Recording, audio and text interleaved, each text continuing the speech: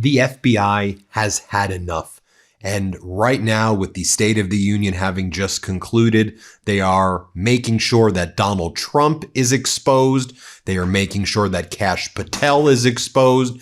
And they are making sure that this entire despicable regime is exposed. I believe there's a lot of FBI whistleblowers right now who are also working with Democrats on the House Oversight Committee to expose the Trump regime's cover-up of the Epstein files, their cover-up of the child sex trafficking ring. That's why we're seeing a lot of headlines like this right now. Just look at the front page of Drudge. It is not coincidental that this is taking place right as the State of the Union was happening. Paper bombshell. Epstein secret files in storage units across the USA. TikTok, Donald. The DOJ scrubs Trump from evidence. 53 missing pages from an accuser of Donald Trump who was alleging or is alleging that when she was a minor, she was sexually assaulted by Donald Trump. The Dems are launching a probe of all of this, and we're hearing from Democratic Congress members like Garcia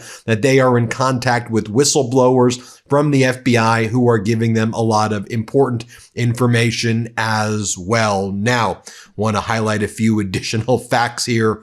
So we're also hearing from FBI leaks regarding Kash Patel's despicable behavior. So they're leaking against Donald Trump and Bondi. They are leaking against Kash Patel.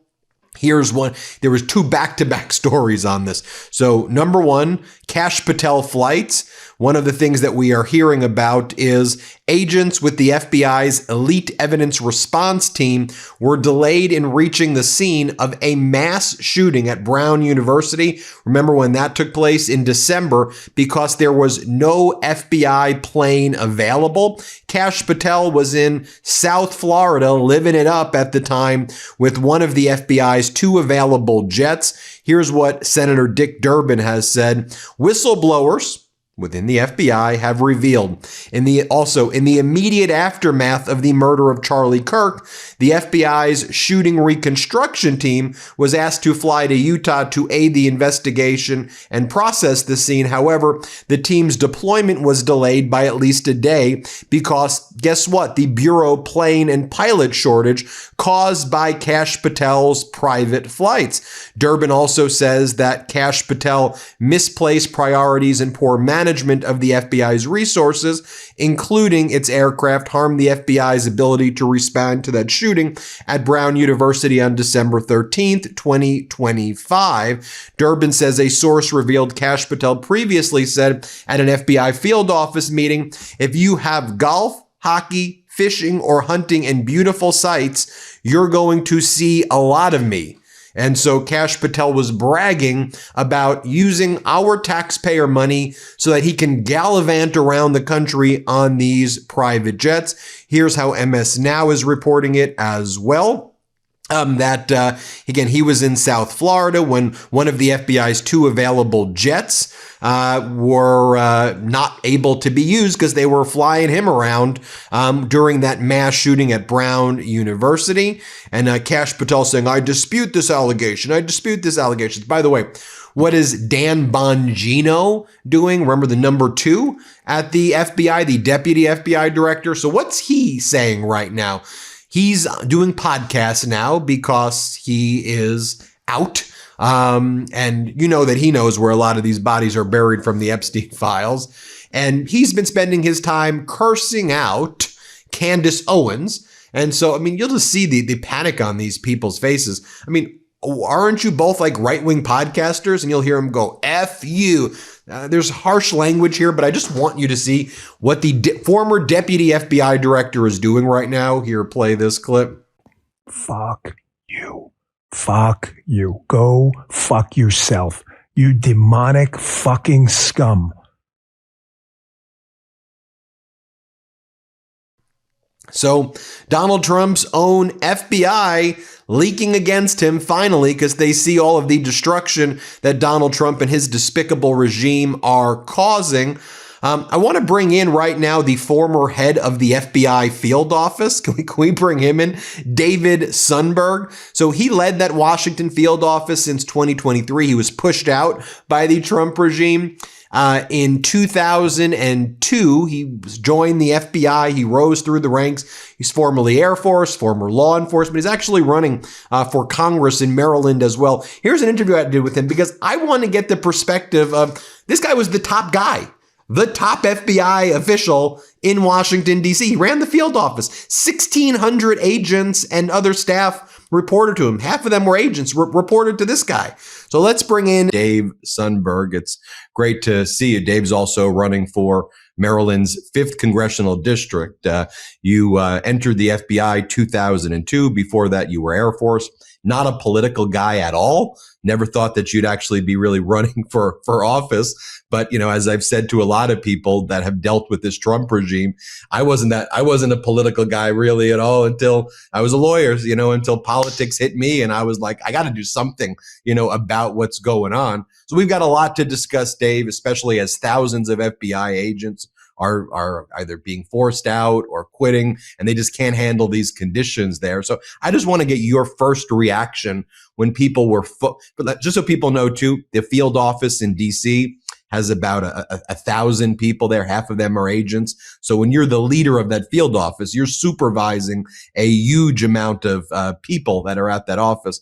So talk to us though, when you see that behavior, Kash Patel chugging the beer, the spokesperson saying he's not going to the Olympics, you know, to me, the FU to the American people, Trump calling and mocking the women's hockey team. What was going through your mind? Well, thank you very much. And I really appreciate the opportunity to be on. Let me start by congratulating both the men's and women's U.S. Olympic hockey teams for incredible gold medal wins.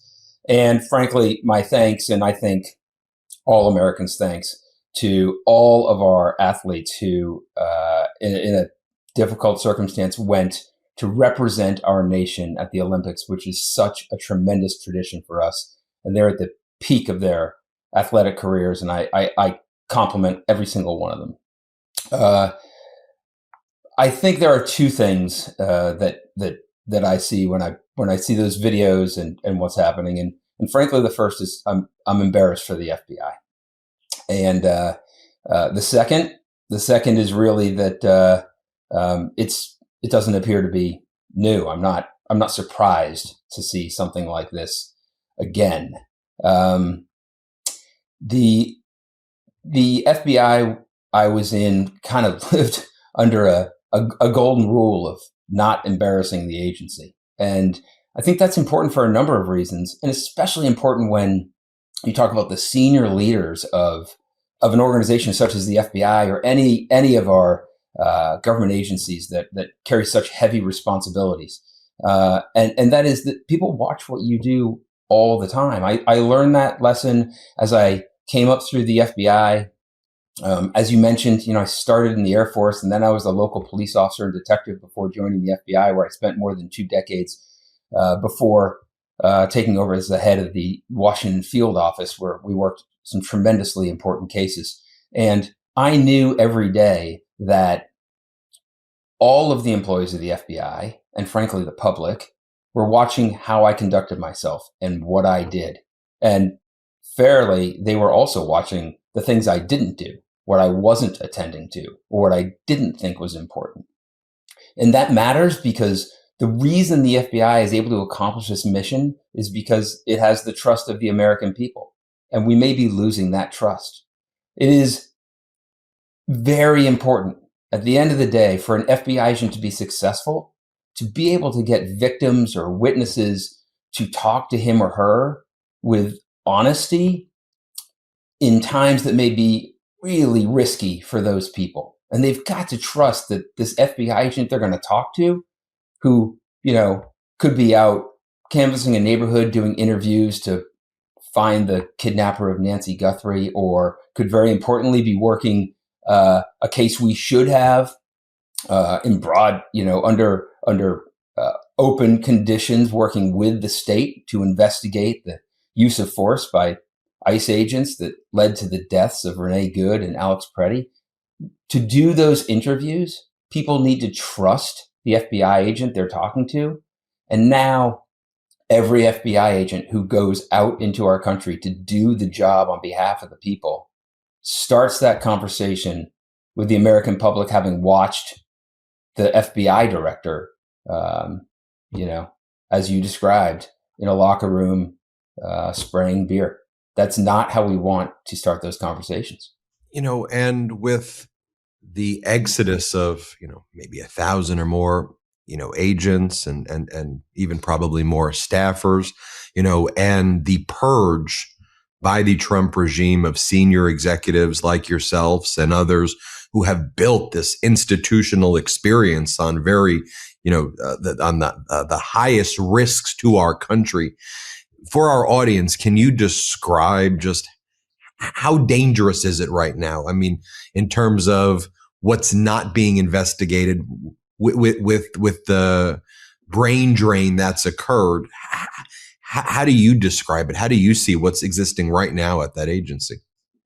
Yeah, it's tremendously challenging to accomplish the mission right now for a number of reasons. And, some of those are where we are putting the agents and analysts and their efforts and what work they're doing. The FBI has traditionally not worked immigration matters outside of its own cases. And when we push FBI agents to do that work, or in the case of Washington, D.C., to have agents walking the streets as if they're, part of the Metropolitan Police Department, immediately, even outside of those roles, we're taking them away from the things that they should be working on because only the FBI can work on them in such a capacity. Those are terrorism cases that are not getting as much attention. Those are cyber cases that could be national security cases, or they could be criminal cyber cases in which Americans are being defrauded of tremendous amounts of money. They could be complex healthcare fraud investigations or espionage cases, and just putting the human capacity of the FBI on other projects that are not traditionally FBI priorities, and certainly we have other agencies that are supposed to attend to them. That by itself takes away from the attention we can give an already strapped FBI to conduct its national security mission and to work these really significant criminal cases on behalf of the American people.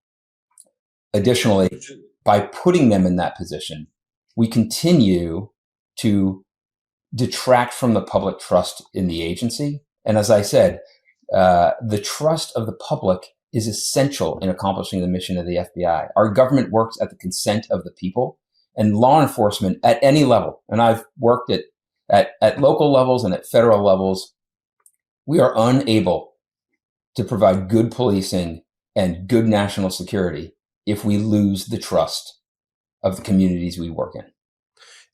And look, we'll talk about your congressional race right now and why you stepped in, to run for the 5th congressional district. It's a very crowded primary there. So I want to talk in a bit about what do you think separates you from some of the Democratic primaries. For everybody knows, that's Steny Hoyer's seat that he's had before I was born. I think he had that seat in 1980 and he announced his resignation soon. It's Maryland's 5th. But, to me, when I'm watching, when I'm seeing the FBI behavior, in many ways, I think the hard part for us all is what we're watching is so clownish. It's so juvenile. It's surreal. It doesn't feel like this could even be a real thing. It's like we're living a simulation and a parody because, look, you're a serious dude. When I think about FBI agents, I think about real serious people who go in every day, and every microsecond of the day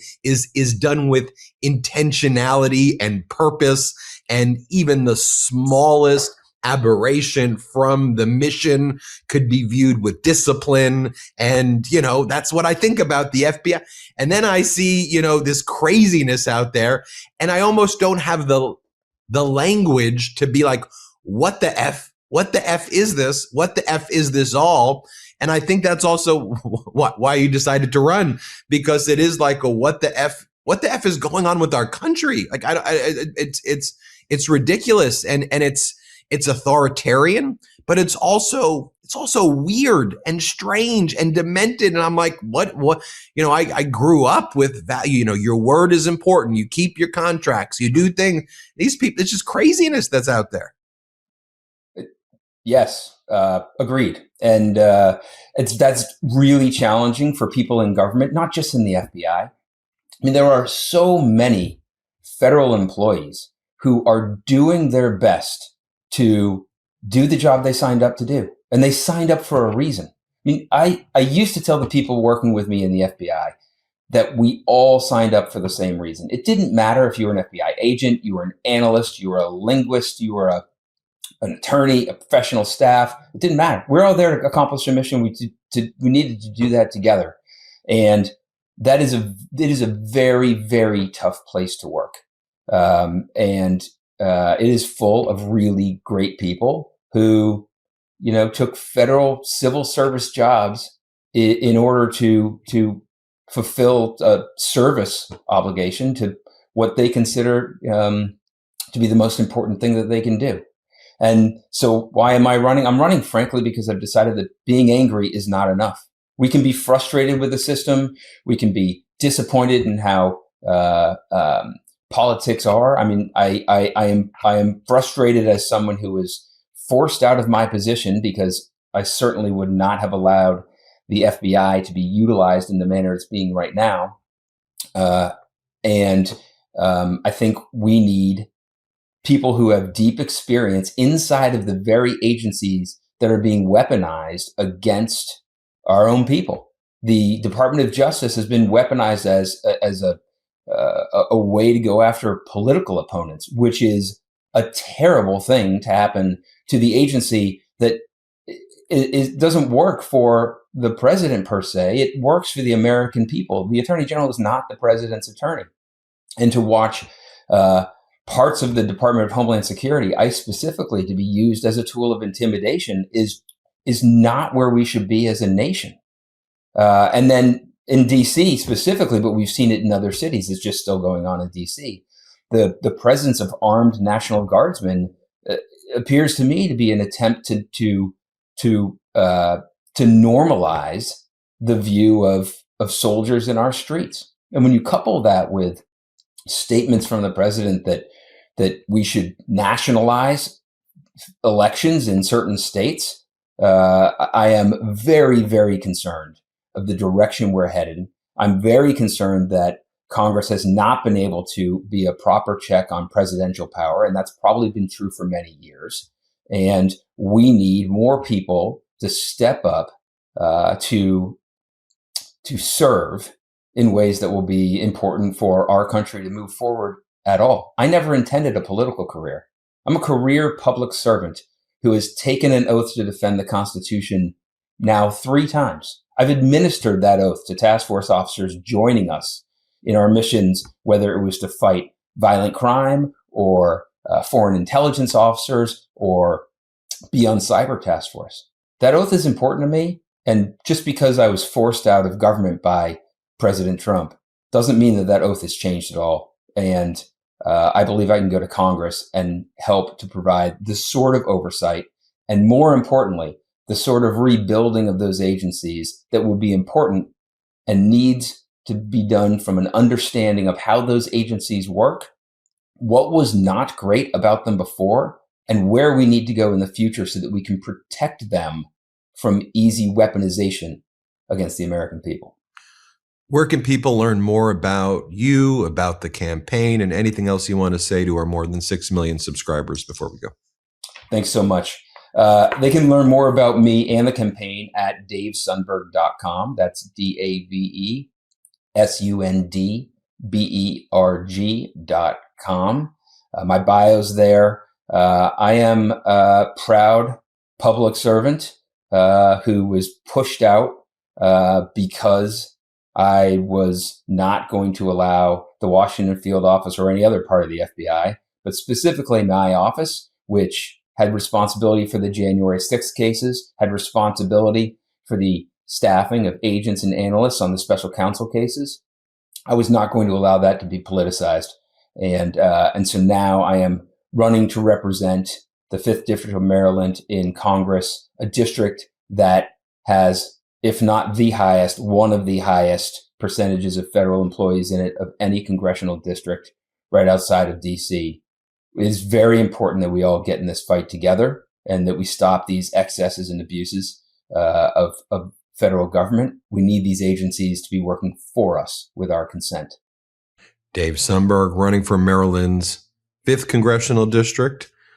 Look forward to hearing more from you and learning more about the campaign as it progresses. Thanks, Dave. Thank you so much. Everybody hit subscribe. Let's get to 7 million subscribers.